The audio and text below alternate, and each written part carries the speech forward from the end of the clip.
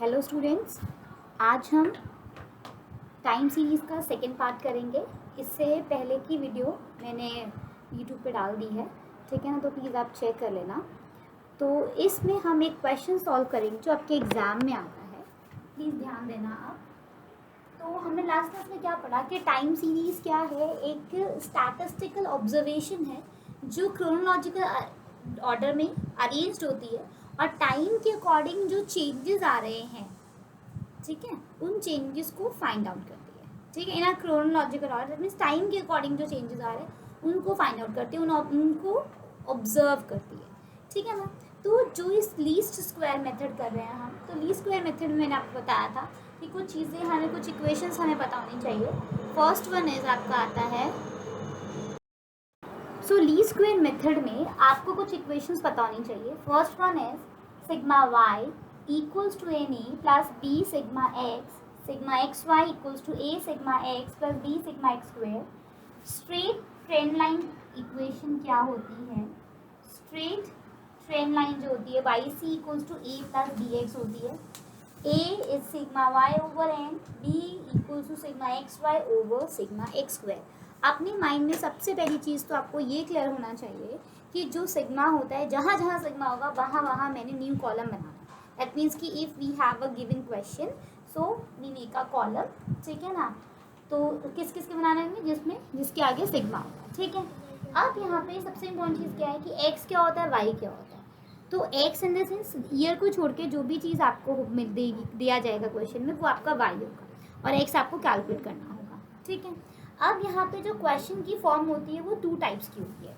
First one is odd, second one is even. Odd means बेशन, even means सम, ठीक है, इन द सेंस काउंटिंग, ठीक है। जैसे फॉर एग्जाम्पल ध्यान देना है, आपको ईयर दिया हुआ है 2002, 2002, 3, 4, 5, 6, 7, ठीक है। काउंट कीजिए 1, 2, 3, 4, 5, 6 है।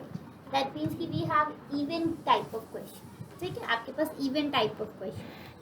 अब इवन टाइप ऑफ क्वेश्चन और ऑड टाइप ऑफ क्वेश्चन में क्या फ़र्क है? तो जब question even type odd type का होता है तो इसका मतलब the mid one is we easily calculate mid one, okay. जैसे अब मुझे क्वेश्चन में दिया है 2002, 2003, 2004, 2005, 2006, what which one is mid? 2004, okay.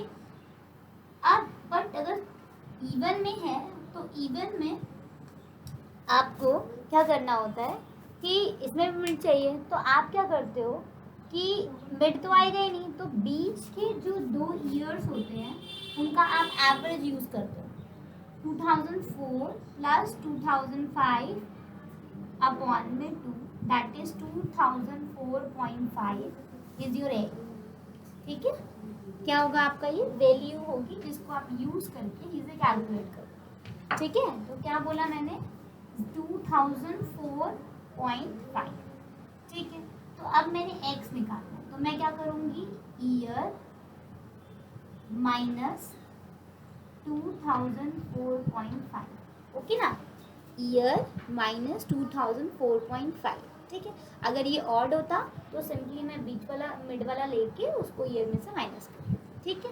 तो first one is 2002 minus 2004.5, this one same as minus करते गए, ये माइनस का आया तो 2004 में से 2004.5 हो रहा था और ये प्लस, इस तरह से आपका ये आ जाएगा 0। डन।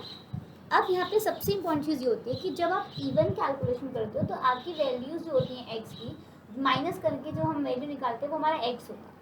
क्या होता है? एक्स, कैपिटल एक्स, ठीक है।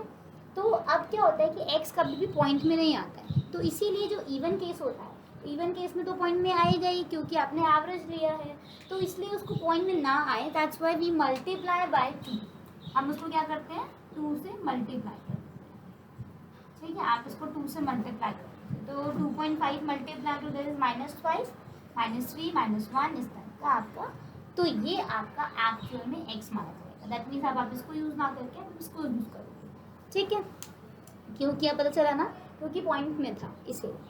अब मैंने क्या करना है, एक्स का स्क्वायर निकालना है। आपको पता है स्क्वायर कैसे निकलते हैं, 5 का स्क्वायर, 3 का स्क्वायर, 1 का स्क्वायर, दिस वन। फिर नेक्स्ट वन बोल रहा है एक्स वाई। मैं ये कॉलम्स क्यों बना रही हूँ, क्योंकि मैंने पढ़ा है इक्वेशन में कि जिसके आगे सिग्मा उसका नया कॉलम ना, तो मुझे क्या चाहिए, वाई, सिग्मा वाई चाहिए। तो अब यहाँ पे मुझे sigma Y in the sense क्या, ये मेरा वाई है, सेल्स मेरा क्या है, वाई है, तो मुझे इसका टोटल चाहिए। ठीक है, देखते जाना है।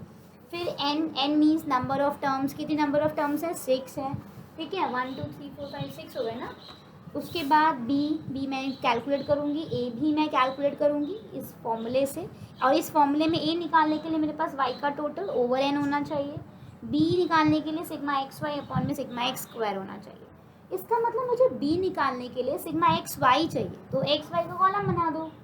X means this one and Y means this one, multiply कर दो, तो आपने मल्टीप्लाई करके एक्स वाई निकाल लिया। इस पूरे कॉलम में सबसे इम्पॉर्टेंट पार्ट होता है जो आपको कैलकुलेट करना होता है, क्योंकि ये ट्रेंड लाइन होती है, ट्रेंड लाइन से लाइंस बनती हैं, वही आपकी टाइम सीरीज की ऑब्जर्वेशंस करती हैं, जो आपने पढ़ा स्टैटिस्टिकल ऑब्जर्वेशन करेंगी इन अ क्रोनोलॉजिकल ऑर्डर, तब जाके ट्रेंड लाइन डेवलप होती है। ठीक है, तो ये बन गया आपका। अब यहाँ पे ए चाहिए, कैसे निकालना पता है, बी चाहिए, कैसे निकालना पता है, और एक्स क्या होता है, तो एक्स आपके ये सारे होते हैं। ठीक है, तो अब मैं यहाँ पे एक एक चीज़ आपको कैलकुलेट करके दिखाती हूँ। जैसे मैंने अब यहाँ पे लिया ए, ठीक है, तो ये हो गया सिग्मा वाई ओवर एन। अब मैं निकालना है बी, तो ये हो गया sigma x Y over sigma X. ठीक है, तो मैं y का टोटल कर लेती हूँ। y का टोटल आएगा आपका तो the total of y is 90, the total of x square is 70, X Y is 64। Okay, तो क्या होता है कि दो तरह से आप a निकाल सकते हो। जो बहुत लेंथी या बहुत कॉम्प्लिकेटेड क्वेश्चंस होते हैं उनमें आप इक्वेशन के थ्रू ही a निकाल सकते हो यूज़ करके उसको, ठीक है ना। लेकिन सिंपल वाले में आप ऐसे भी निकाल सकते हो, बट इसमें फ़र्क क्या है कि कुछ क्वेश्चंस में x का जो टोटल होता है वो 0 आता है, कुछ क्वेश्चन में x का टोटल 0 नहीं आता, तो वहीं पे फ़र्क पड़ता है। तो मैंने आपको दोनों तरीके से निकाल के दिखाया। बच्चे के a equals to sigma x Y upon में n, that is 90 over 6 is 15, b equals to sigma x Y over sigma x square 64 over 70 equals to 0.9। कैसे आया वो आपको पता टोटलिंग करके। अब एक तरीका और है a को निकालने का कि आप इन इक्वेशंस को यूज़ करो, नॉर्मल इक्वेशंस को। ठीक है, तो नॉर्मल इक्वेशंस में n a plus b sigma x, तो n sigma y that is 90, n 6 है, ए पता नहीं है, बी पता नहीं है, सिग्मा एक्स 0 है, तो 0 इन द सेंस ये पूरी वैल्यू 0 हो गई, तो ये ए यहाँ रह गया और 6 यहाँ आके डिवाइड हो गया, ये है। ठीक है, नहीं होता 0 तो फिर इक्वेशन बनती ना, सेम है sigma x y, a sigma x, b sigma x square. Solve किया, एक्स 0 था, पुट किया तो बी की वैल्यू आ जाएगी ये 0.9। अब यहाँ पे जिससे आपको सीधे वह हाफ मार्क्स मिलते हैं वो ये है कि आप इसको पुट करके लिखा ट्रेंड लाइन को 50 ए प्लस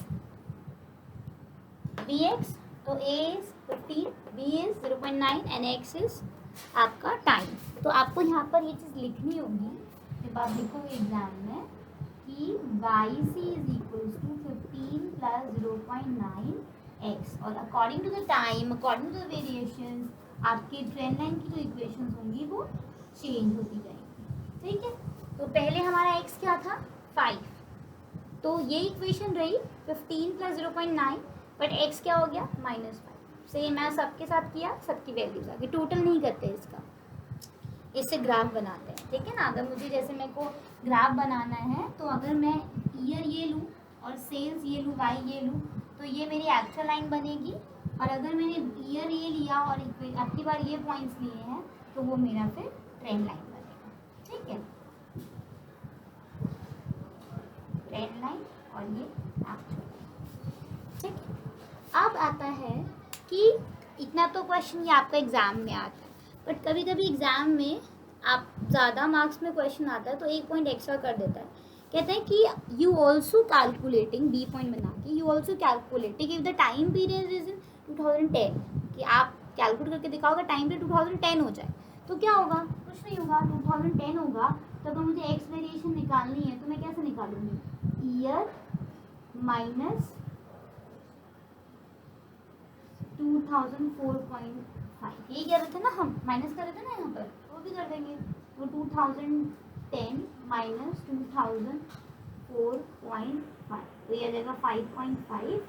अब यहाँ पे मुझे ये नहीं चाहिए, मैंने क्या कहा था कि मल्टीप्लाई बाई 2 होता है, तो कितना आ गया 11, 2 से मल्टीप्लाई करते हैं ना क्योंकि इवन वाले केसेस है। तो बस ठीक है, अब ट्रेंड निकाल दो इसका, a plus B X which means 15 plus 0.9 multiply कितना 11। तो आप इसको जब सॉल्व करोगे तो आपका आंसर आएगा 24.9। ठीक है, ये ट्रेंड है, अगर टाइम पीरियड 2010 होगा, ठीक है ना। और कभी कभी एक पॉइंट और बन के आता है,